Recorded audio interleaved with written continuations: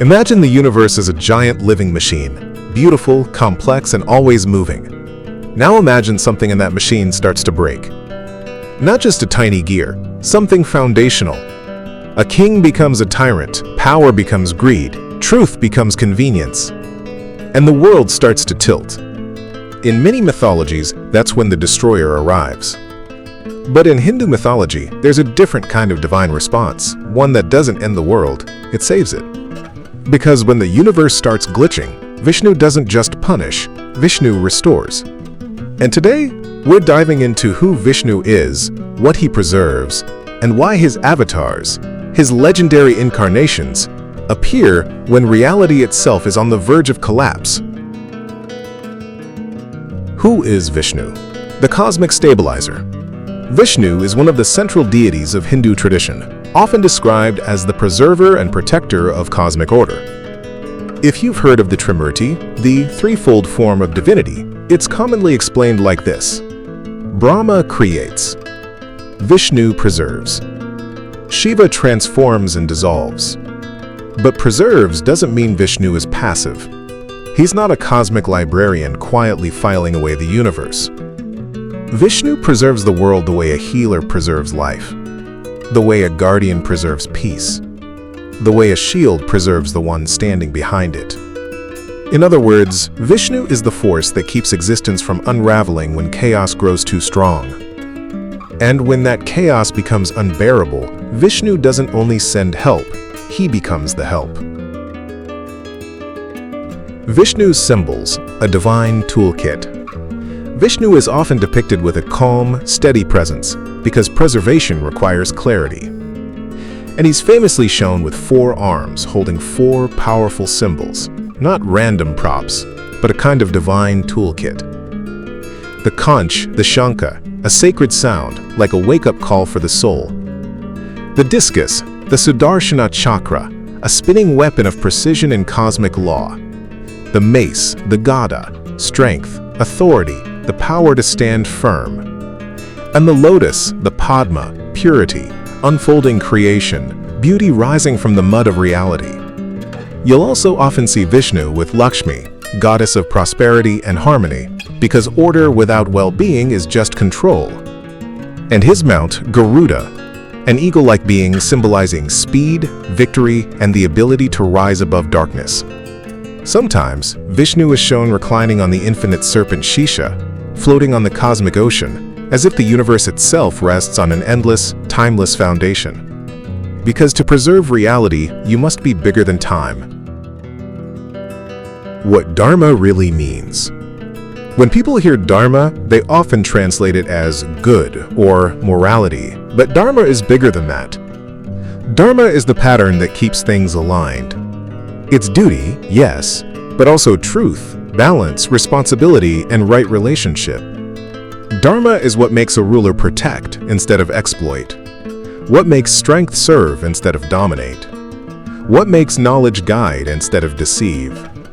So when Vishnu protects Dharma, he's not just stopping villains, he's keeping reality itself from slipping into a world where nothing holds. And the terrifying part is this. In the stories, Dharma doesn't collapse all at once. It erodes. Slowly. Quietly. Until suddenly, it's an emergency. That's when Vishnu moves. The cosmic job. Why Vishnu intervenes. Hindu mythology describes time as cyclical, moving through vast ages called yugas. And as these ages progress, the stories often describe a decline in Dharma, more confusion, more arrogance, more imbalance. But Vishnu doesn't show up every time someone lies or steals. His interventions are cosmic-level responses, when entire societies bend toward tyranny, when ego becomes law, when the world forgets what it means to protect the vulnerable. And here's what makes Vishnu unique. He doesn't always arrive as a thunderstorm. Sometimes he arrives as a fish, or a tortoise, or a gentle teacher, or a smiling strategist, or a form so terrifying it looks like the universe's own panic made flesh. Because preservation isn't one technique. It's whatever the moment demands. The Dashavatara, 10 answers to 10 crises. Vishnu's most famous interventions are the Dashavatara, the 10 avatars. Think of them as escalating responses to chaos, across different eras and problems. Matsya, the fish. When a catastrophic flood threatens life and sacred knowledge, Vishnu becomes a guide through disaster. Kurma, the tortoise. When gods and forces churn the cosmic ocean, Vishnu becomes the stable foundation that makes the impossible possible. Varaha, the boar. When the earth is dragged into darkness, Vishnu becomes the strength that lifts the world back into light. And then, the tone changes. Narasimha, the man-lion. This is where Vishnu stops being gentle, because sometimes preservation requires terror. A demon king named Hiranyakashipu gains a near-invincible protection. He cannot be killed by man or beast, not inside or outside, not by day or night, not on the ground or in the sky, not by weapon. He's trying to hack the rules of reality. So Vishnu responds with something that isn't man or beast, but both. At twilight, neither day nor night. On a threshold, neither inside nor outside. Holding the demon on his lap, neither ground nor sky. Vishnu appears as Narasimha and destroys the tyranny that thought it could outsmart the cosmos. Because Dharma isn't a loophole game. And when power becomes cruelty, Vishnu becomes the consequence. Next, Vamana, the dwarf. A king named Bali becomes too powerful, so powerful that the balance of worlds bends around him. Vishnu arrives not as a conqueror but as a small, humble figure who asks for a simple gift. Just 3 steps of land.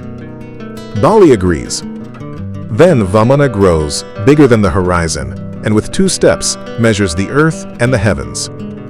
For the 3rd step, there's nowhere left, so Bali offers his own head. And Vishnu accepts, not as humiliation, but as a lesson. True greatness includes surrender, and real power knows when to bow. Then come the warrior and the king. Parashurama, a fierce correction when authority becomes corrupt. Rama, the ideal of duty, restraint, and moral leadership, tested by exile, loss, and the weight of being right in a complicated world. And then Krishna.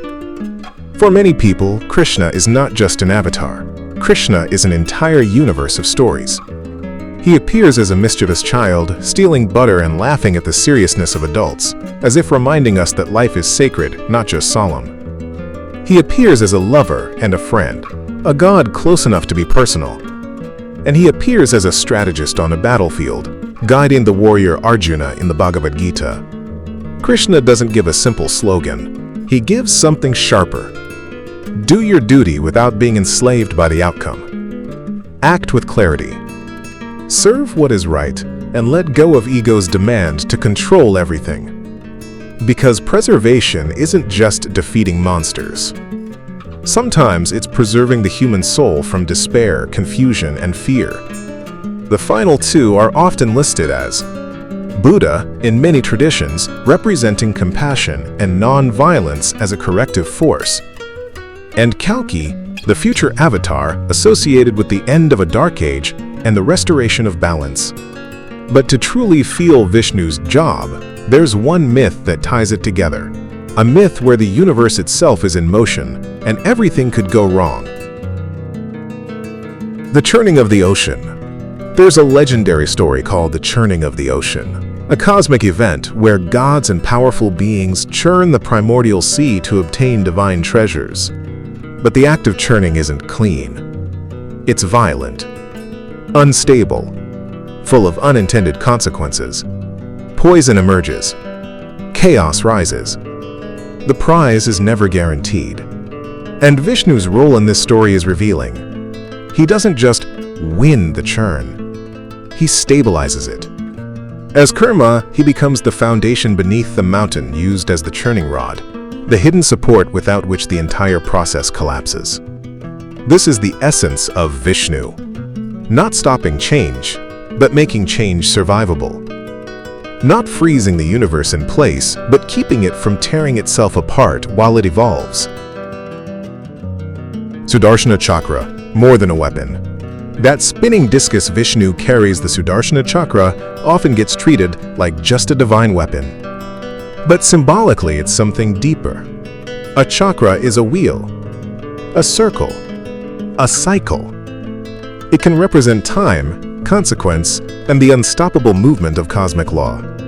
When Vishnu throws the chakra in the stories, it's not random violence, it's precision, like reality itself saying, "This is where the imbalance ends." In that sense, the chakra isn't merely destruction, it's correction, a clean cut that prevents a greater wound. Why Vishnu still matters? Vishnu endures not just as mythology, but as a living presence in culture and devotion, especially through traditions centered on Vishnu and his avatars. And the reason these stories keep returning is simple. They're not only about gods. They're about power, and what power is for. They're about leadership, and what leadership costs. They're about crisis, and the different ways a world can be saved. Through strength, yes, but also through humility, wisdom, and compassion. Vishnu is the reminder that stability is not stagnation, it's care. It's responsibility. It's the courage to protect what's fragile. Kalki and the end of a dark age. Kalki is often described as a future avatar, appearing at the end of a dark age when Dharma has nearly vanished. But it's important to understand this idea in the context of cyclical time. It's less end of everything forever and more the reset that makes renewal possible. Kalki represents the moment when decline can't continue, when the cycle turns and balance returns. In mythic terms, it's hope with teeth. The promise that chaos is real, but it doesn't get the final word. The preserver's promise. So if Brahma is creation and Shiva is transformation, Vishnu is the force that keeps the story from breaking in the middle. He is calm when the world panics. He is fierce when evil games the rules. He is humble when pride becomes dangerous. And he is wise when people are lost. Because Vishnu doesn't preserve a throne. He preserves the possibility of a world where life can flourish. If you enjoyed this journey through Vishnu's myth and meaning, drop a comment with the avatar you want next, and I'll see you in the next story.